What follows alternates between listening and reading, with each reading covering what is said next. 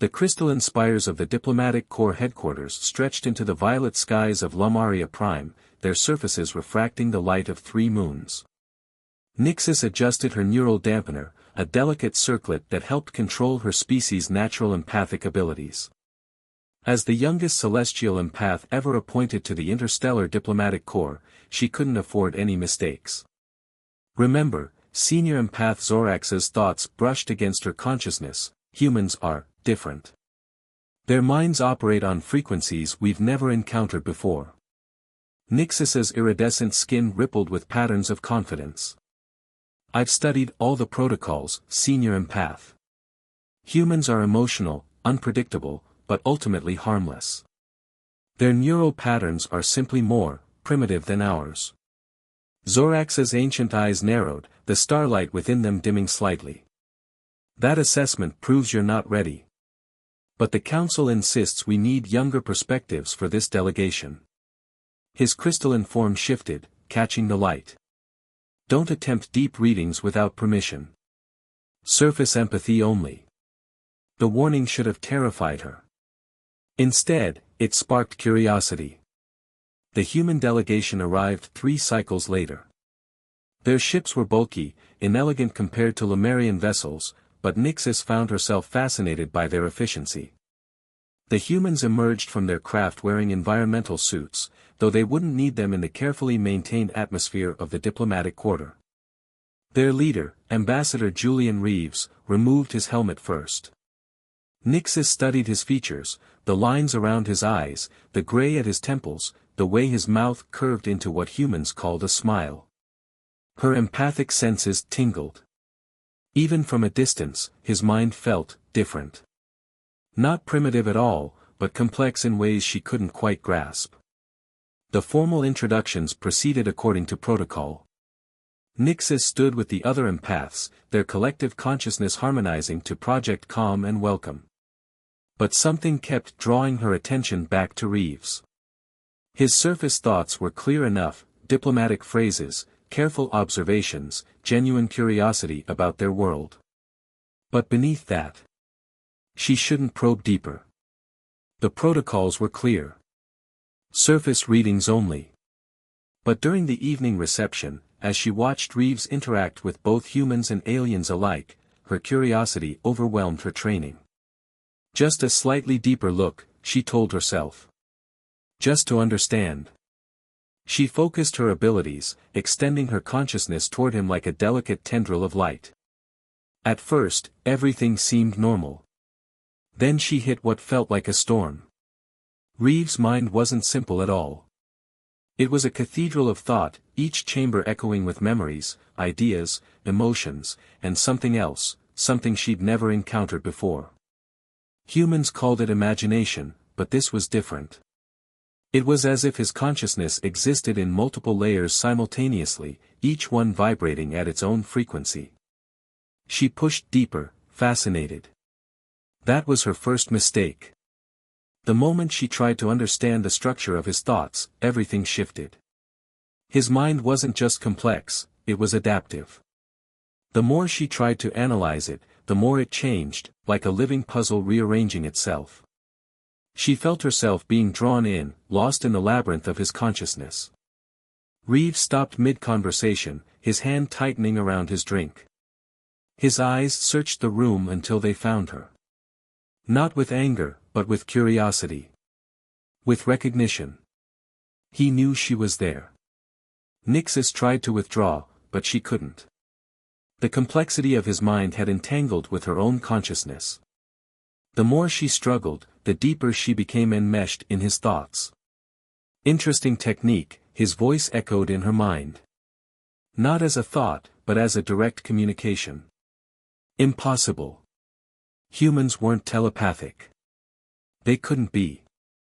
The room began to spin. Other empaths turned toward her, sensing her distress. Zorax's consciousness reached for her, trying to help her disengage. But it was too late. The connection between her mind and Reeves had become a bridge, and across it flowed understanding, not just her reading his thoughts, but him reading hers. The impossible was happening, a human was accessing Lemurian consciousness. As she collapsed, her crystalline form flickering with distress, Reeves caught her. The physical contact only intensified the connection. In that moment of contact, secrets older than her civilization poured through her mind. Humans weren't primitive at all. They were something else entirely. Something that had evolved not to project thoughts, but to transform them. To adapt them. To create new ones. The last thing she saw before losing consciousness was Reeves' face, concerned but also intrigued. "I think," he said aloud, "we need to have a serious discussion about the nature of consciousness." The diplomatic reception dissolved into chaos. And in that chaos, Nixis realized she had just initiated first contact all over again, not between species, but between fundamentally different ways of thinking. The consequences would reshape both their civilizations forever. She had broken every protocol in the book. But as darkness claimed her, she couldn't help but wonder if this was exactly what both their species needed. Nixis awoke in the healing chamber, her crystalline form pulsing weakly with residual energy. The walls shimmered with bioluminescent patterns designed to soothe disturbed consciousness, but her mind still echoed with fragments of human thought. 3 days had passed since the incident with Ambassador Reeves. The Lemurian High Council was in an uproar, divided between those who saw the accidental connection as a diplomatic catastrophe and others who recognized it as an unprecedented opportunity.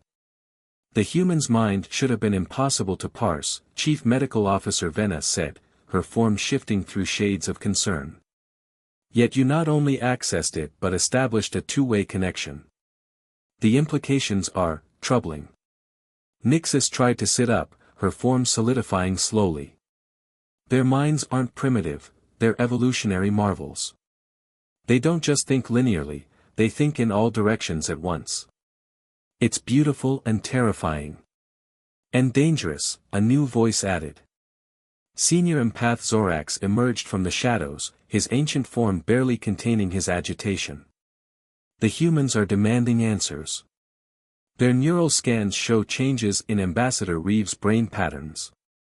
He's developing abilities that should be impossible for his species." The revelation hit Nixis like a gravitational wave. "He's becoming empathic." "Not exactly," Zorax replied. "It's more complex. The connection you established, it's still there, at a fundamental level. His mind is adapting, evolving. And he's not the only one affected." Nixis suddenly realized what he meant. Since waking, she'd been experiencing thoughts differently. Colors had new dimensions. Memories felt more vibrant, less crystalline, and more fluid. She was changing too. "The humans have a term for this," Venna said, consulting her data crystal. "They call it neuroplasticity, the ability of their brains to form new neural pathways. But what's happening here is unprecedented. Your consciousness and Reeves are somehow teaching each other new ways to perceive reality." A soft chime announced another visitor.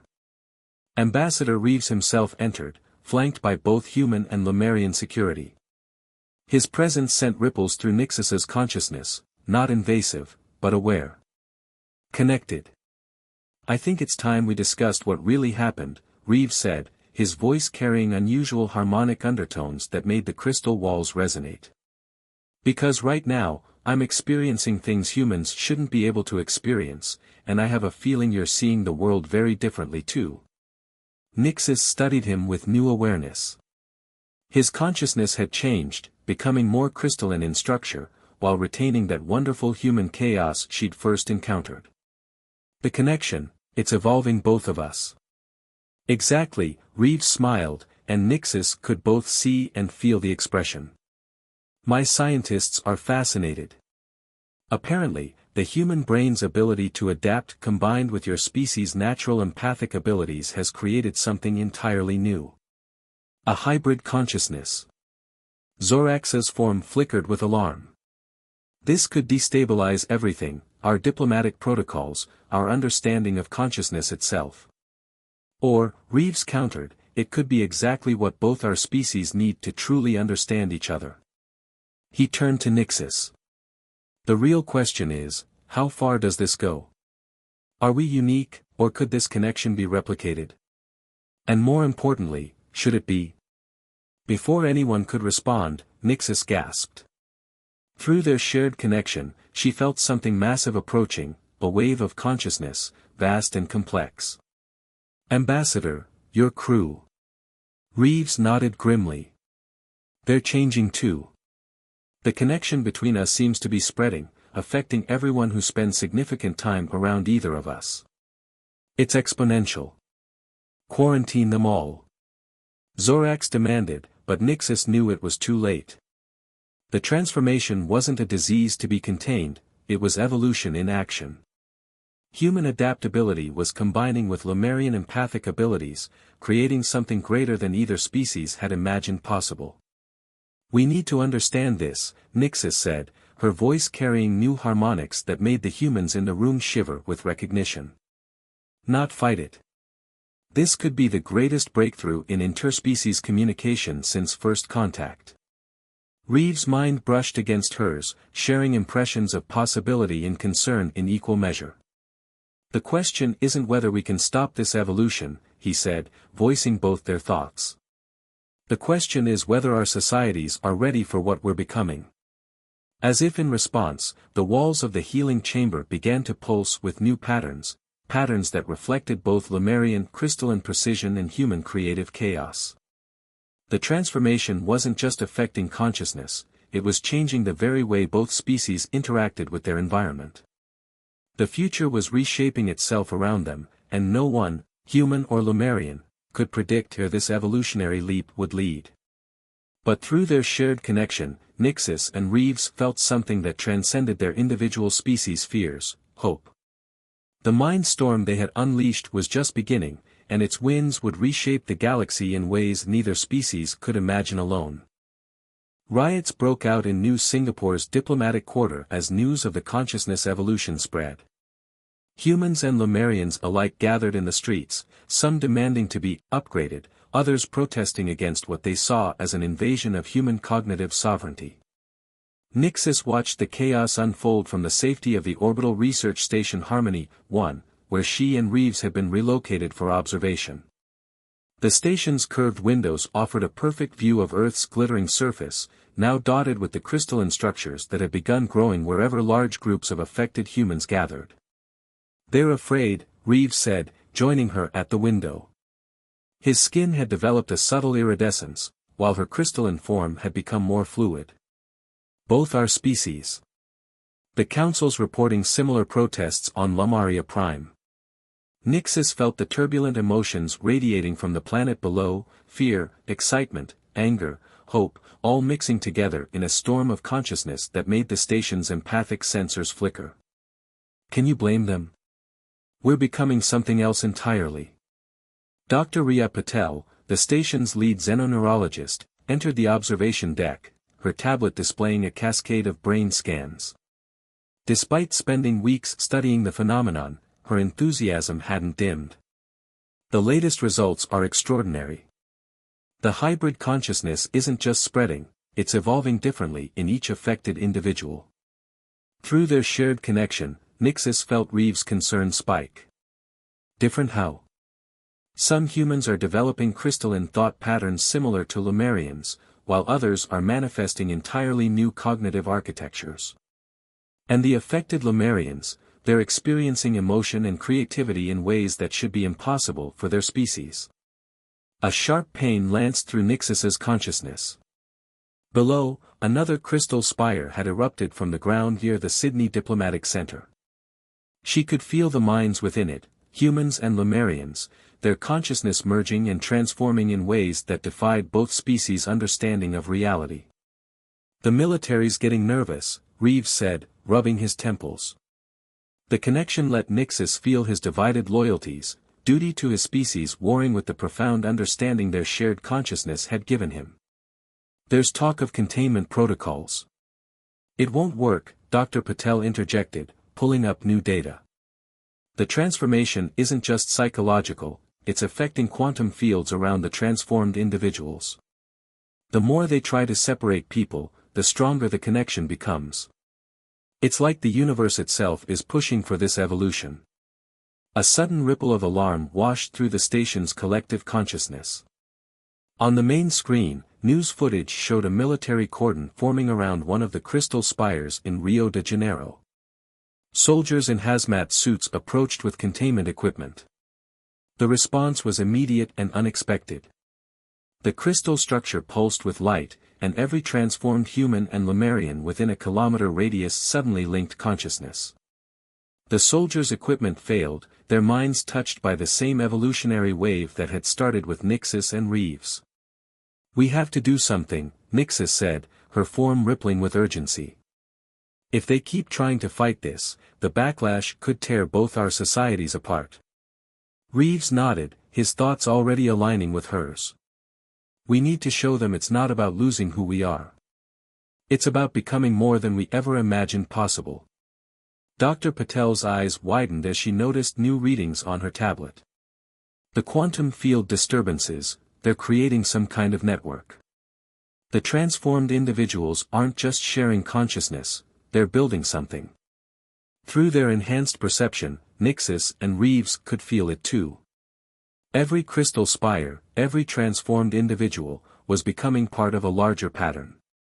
The evolution wasn't random, it was following a design embedded in the very fabric of space-time. "The universe," Nixis whispered, understanding flooding her hybrid consciousness, "it's been waiting for this. For species to bridge the gap between physical and quantum consciousness." A transmission from the Lemurian High Council interrupted their revelation. The ancient faces of the council appeared on the main screen, their crystalline forms showing signs of stress. "The military councils of both our species are preparing containment protocols," the first speaker announced. "They believe this evolution poses an existential threat to both humans and Lemurians. You have 6 hours to prove them wrong, or they will take decisive action." As the transmission ended, Nixis and Reeves shared a moment of perfect understanding. They had started this transformation by accident, but now they needed to guide it deliberately.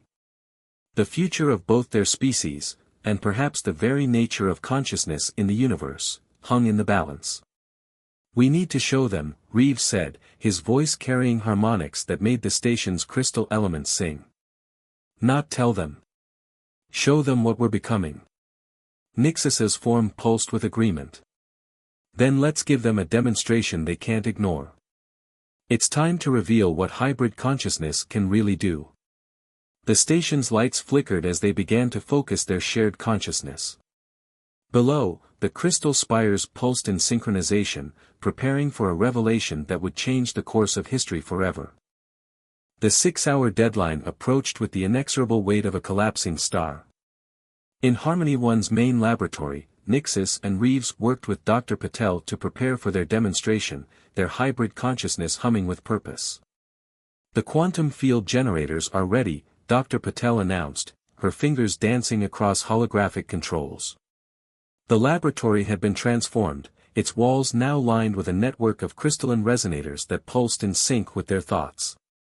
"But what you're proposing, it's never been attempted." Reeves adjusted the neural interface on his temple, now partially crystallized like his skin. "Nobody's ever had the capability before.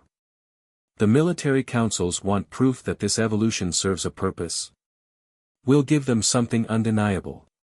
Through their shared consciousness, Nixis felt his determination mixed with an undercurrent of fear. What they planned wasn't just risky, it would irreversibly change their understanding of reality itself.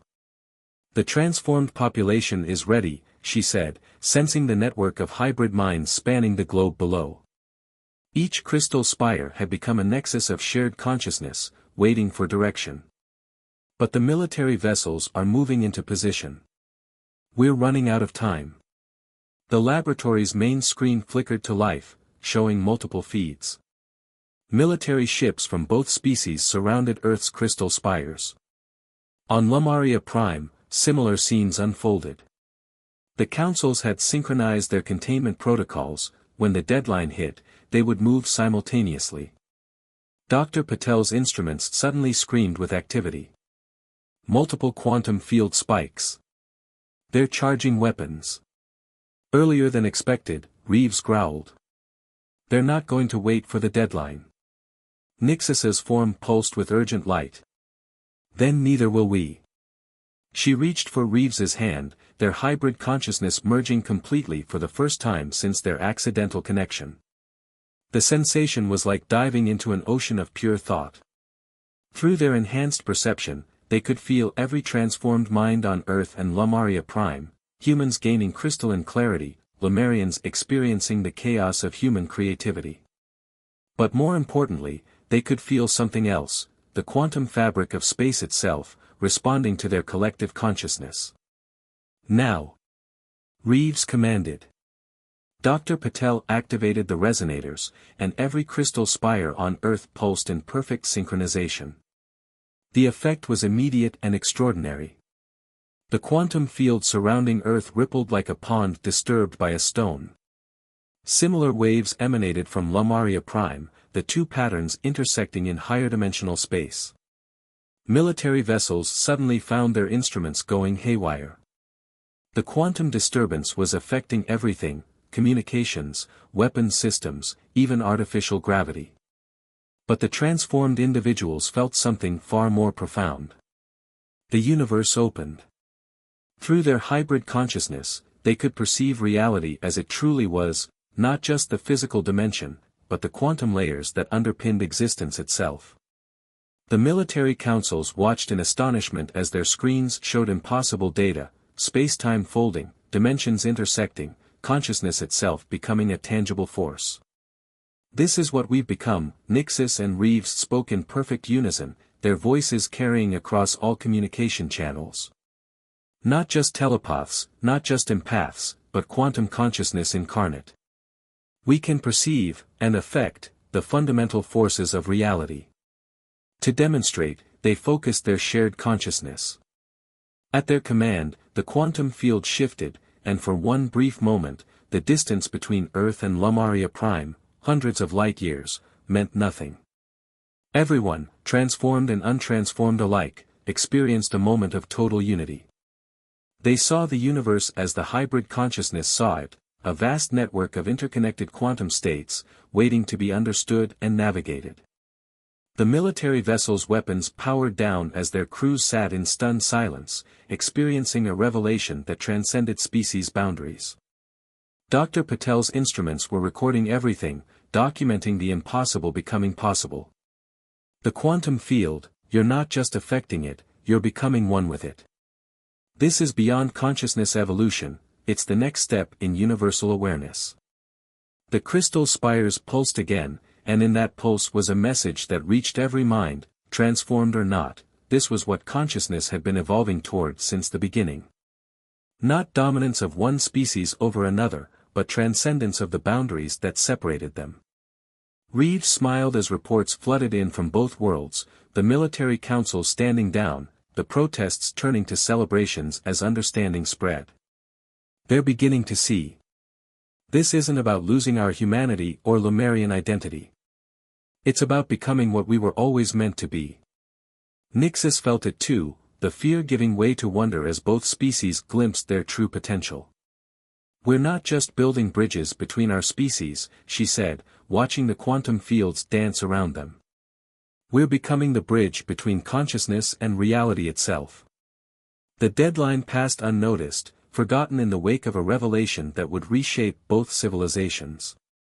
As the hybrid consciousness network expanded, bringing new understanding to all it touched, one thing became clear: the universe had been waiting for this moment, this evolution, this transcendence. And it was only the beginning. 1 year after the quantum revelation, the landscape of both Earth and Lumaria Prime had been transformed. Crystal spires had become common features of cities on both worlds, serving as nexus points for the growing hybrid consciousness network. But more profound than the physical changes were the cultural ones. In the gardens of the new Interspecies Academy of Consciousness Studies, Nixis watched a group of students, human and Lumarian alike, practicing quantum field manipulation. Their forms flickered between states as they learned to bridge the gap between physical and quantum reality. Still hard to believe it all started with a diplomatic faux pas, Reeves said, approaching from behind.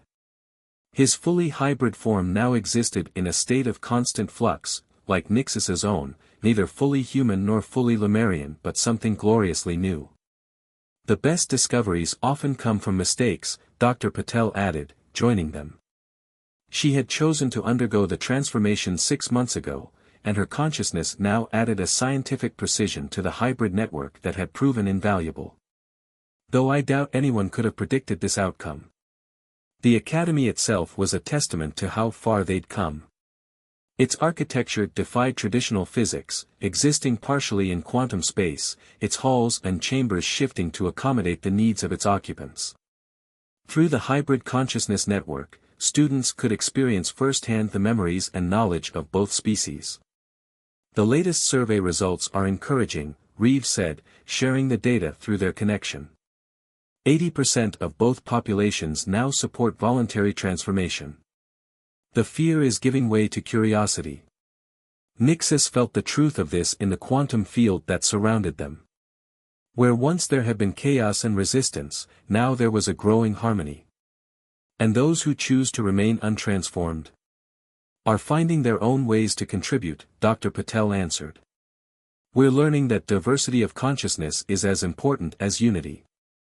The unchanged provide perspective we might otherwise lose. A sudden ripple in the quantum field drew their attention skyward. Above, a new type of ship emerged from quantum space, a vessel designed by hybrid minds to traverse both physical and quantum dimensions. Its crew was embarking on the first official exploration mission using their new capabilities. They're ready, Reeves said, pride coloring his thoughts. The first joint quantum exploration team. There are whole dimensions of reality waiting to be discovered. Nixis felt the excitement ripple through the consciousness network. Every transformed individual could sense the ship's passage, could feel the boundaries of known space stretching before it. We've only begun to understand what we're becoming. In the garden, one of the students successfully manifested a quantum bridge for the first time, a shimmer in reality that connected 2 points in space. Her joy radiated through the network, touching everyone nearby. It was these moments that made everything worthwhile. The Council's annual review is tomorrow, Dr. Patel reminded them. They'll want to know what's next. Where this evolution is leading us. Reeves laughed, the sound carrying harmonic overtones that made reality itself vibrate in sympathy. How can we predict what's next? Every day brings new discoveries. Last week, a group of hybrid children demonstrated ability to perceive parallel timelines. The week before, we found evidence of quantum consciousness patterns in supposedly empty space. That's exactly what we'll tell them, Nixis said, her form shimmering with conviction. We're not just changing ourselves, we're changing our understanding of what consciousness itself can be. The universe isn't just alive, it's aware. And we're finally learning its language. The quantum field pulsed around them, responding to their shared epiphany. In that pulse was a promise of things to come, new dimensions to explore, new forms of consciousness to understand, new bridges to build between reality and thought. It all started with one simple mistake, Nixis mused, watching the students practice. One moment of curiosity about a human mind. And ended with us discovering we're all part of something greater, Reeves finished. Through their connection, they shared a vision of the future, endless possibilities branching out before them, each one a new adventure in consciousness. Above them, the exploration vessel vanished into quantum space, carrying the dreams of 2 species turned one. Below, in cities across 2 worlds, crystal spires pulsed with the combined knowledge and creativity of humanity and Lemurian wisdom.